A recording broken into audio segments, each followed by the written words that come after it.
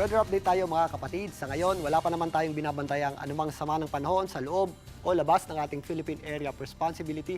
Pero meron tayong posibleng mabuong sama ng panahon sa loob ng ating Philippine Area of Responsibility ngayong linggo. Narito po ang Tropical Cyclone Threat Potential ng Pag-asa. Pinapakita dito na meron tayong medium to high chance na magkaroon tayo ng sirkulasyon dito sa eastern section ng Mindanao ngayong linggo.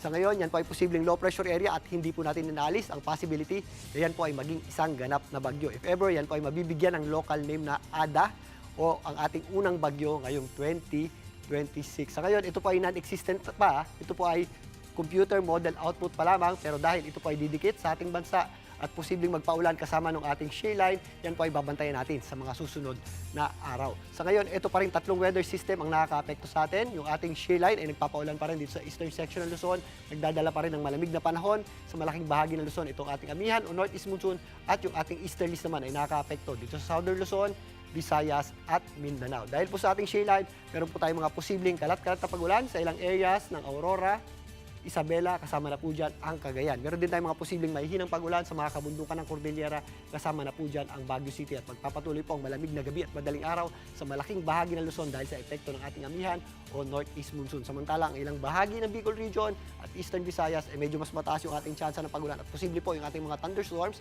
dahil sa epekto ng ating easterlies. Pinapakita din dito sa ating rain map ang paglapit ng ating namumuong sama ng panahon dito po sa eastern section ng Visayas at Mindanao. Sa ngayon, hindi po natin ito inaasahang maging napakalakas na bagyo.